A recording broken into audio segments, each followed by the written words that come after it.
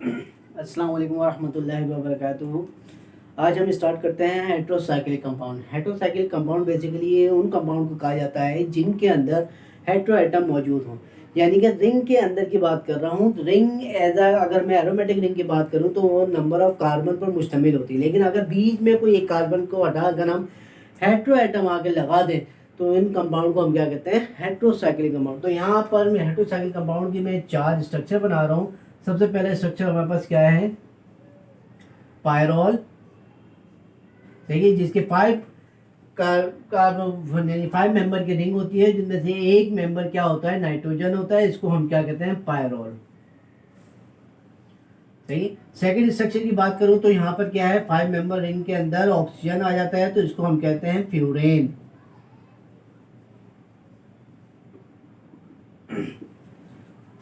Third structure की बात करें तो यहाँ पर क्या है, 5 मेंबर के बीच 5वां मेंबर क्या होता है हमारा, सल्फर। इसको हम कहते हैं थायोफीन। सही है।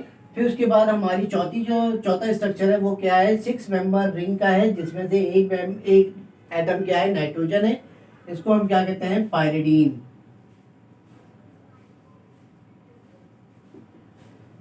सही है। ये 4 स्ट्रक्चर हमारे पास, पायरॉल, फ्यूरेन, थायोफीन और पायरिडीन। इसके अलावा भी बहुत सारे हैं, लेकिन हम यहाँ पे मैंने 4 एग्जाम्पल दी हुई हैं। इसके अलावा अगर मैं वो बात करूँ जो डेली रूटीन में हम हेट्रोसाइक्लिक कंपाउंड जो इंक्लूड किए जाते हैं, उनमें से चंद एक दो एग्जाम्पल यहाँ पे दे रहा हूँ मैं। पहली एग्जाम्पल क्या है हमारे पास, पेंसिलिन। पेंसिलिन के स्ट्रक्चर अगर मैं बात करूँ तो यहाँ पर क्या है,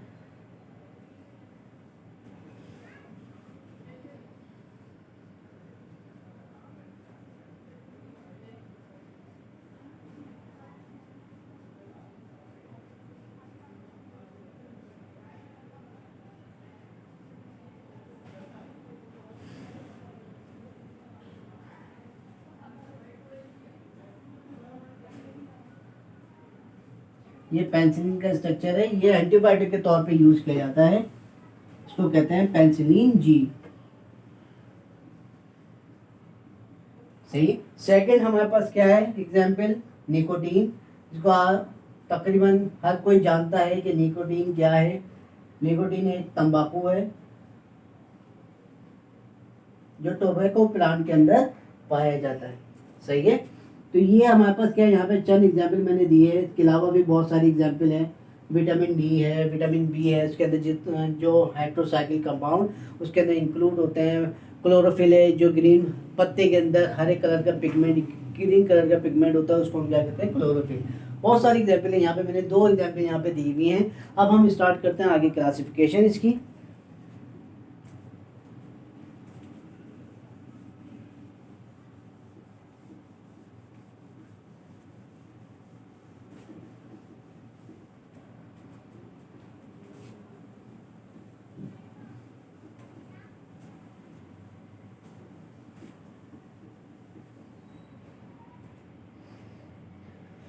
हेट्रोसाइक्लिक कंपाउंड की क्लासिफिकेशन अगर मैं बात करूं तो इसकी क्लासिफिकेशन 3 क्लासिफिकेशन कहलाती है।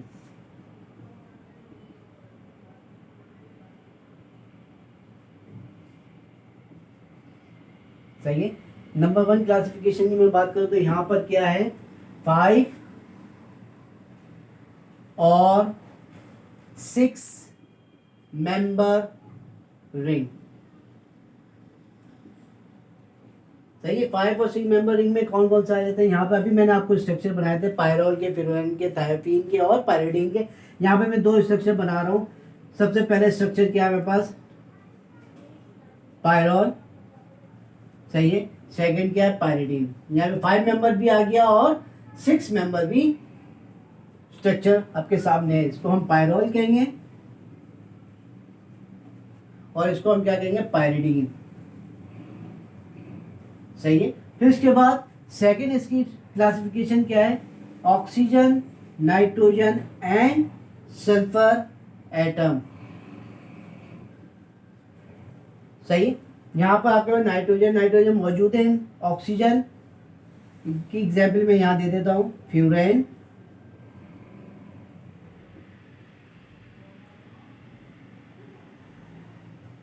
और थायोफीन। सही है।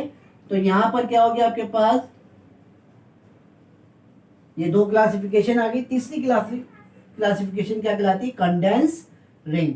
कंडेंस रिंग से क्या मुराद होता है कि वो हेटेरोसाइक्लिक रिंग ऐसे रिंग के साथ अटैच हो जाए जिनको हम कहते हैं एरोमेटिक रिंग। सही है।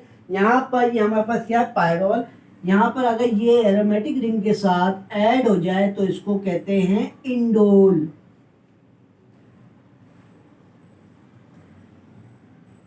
सही है,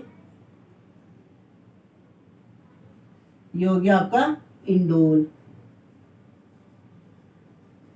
दूसरी एग्जाम्पल, अगर पायरिडीन बेंजीन रिंग के साथ ऐड हो जाए,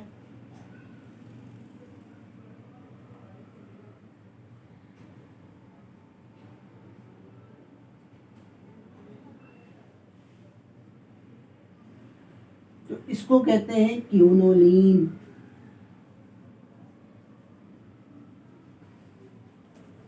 ठीक है। और अगर ये नाइट्रोजन इस पोजीशन पे हो तो इसको कहते हैं आइसोक्विनोलीन। यहाँ पे मैं स्ट्रक्चर बना देता हूं।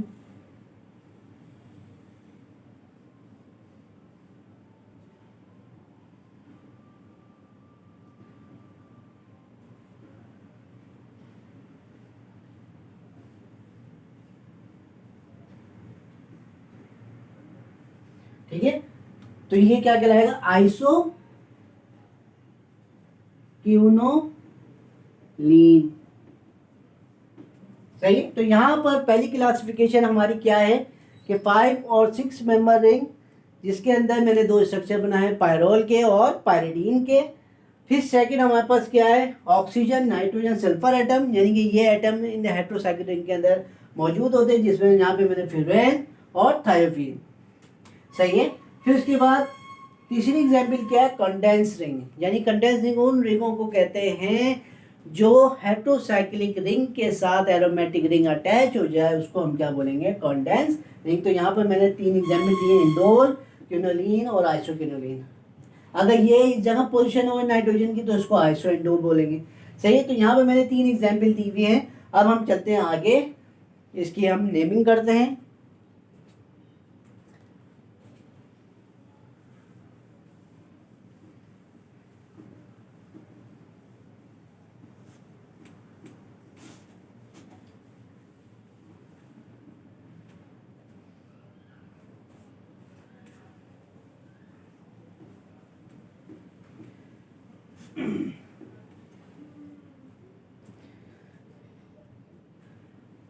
हेटेरोसाइक्लिक कंपाउंड की नेमिंग स्टार्ट करते हैं। तो यहाँ पर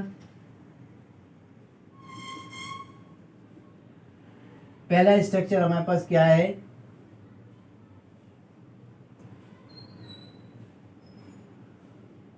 पायरोल का।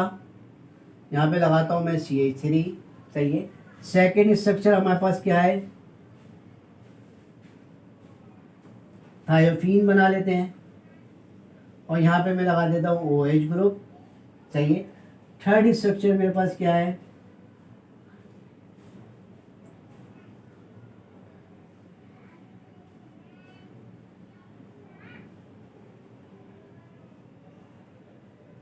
पायरिडीन का।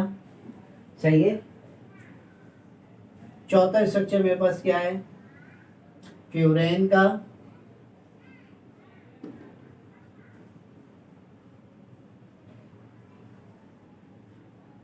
पांचवा स्ट्रक्चर पायरोल का दे देते हैं।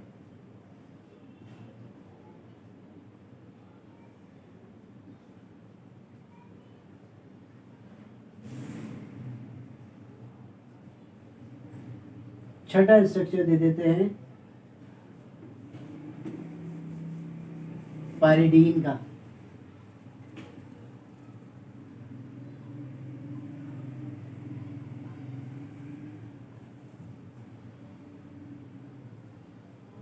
सही है। यहाँ पर मैंने 6 स्ट्रक्चर बनाए हैं। इसमें पहला स्ट्रक्चर मेरे पास क्या है, पायरोल का। अब यहाँ हमें नेमिंग करने के लिए, यानी कि हेटेरोसाइक्लिक कंपाउंड की नेमिंग करने के लिए सबसे पहला रूल हमें ये देखना पड़ता है कि हमारे पास हेटेरो एटम कहाँ पर मौजूद है। सही है। जहाँ पर हेटेरो एटम मौजूद होगा उसको हम नंबर 1 पोजीशन देंगे। अब देखिए यहाँ पर हेटेरोएटम मौजूद है, तो इसको मैंने क्या कह दिया, नंबर 1। अब ये देखना है कि जो दूसरा ग्रुप, सेकंड पॉइंट हमारे क्या है कि इसके अलावा सब्स्टिट्यूटेड ग्रुप कहाँ लगे हुए हैं। सही है, तो अगर मैं यहाँ से इसको इंक्लूड करूँ तो यहाँ से 1 2 3 पे लगा हुआ है, यहाँ से जाऊँ 1 2 3 4 पे लगा हुआ है, तो 3 ज़्यादा नज़दीक है, तो इस लिहाज से हम यहाँ से काउंटिंग करेंगे 1 2 और 3, तो क्या आएगा 3 मिथाइल पायरोल। सही है, ये हो गया आपका फर्स्ट नेम। अब यहाँ पर सेकंड है आपके पास, तो यहाँ पर देखिए सल्फर यहाँ पर है, तो नंबर 1 ये कहलाएगा, तो 2 और 3 पे क्या लगा हुआ, OH ग्रुप, इसको हम क्या कहते हैं, अगर ये सब्स्टिट्यूट के ग्रुप पे आके लग जाए तो इसको कहते हैं हाइड्रोक्सी। तो ये क्या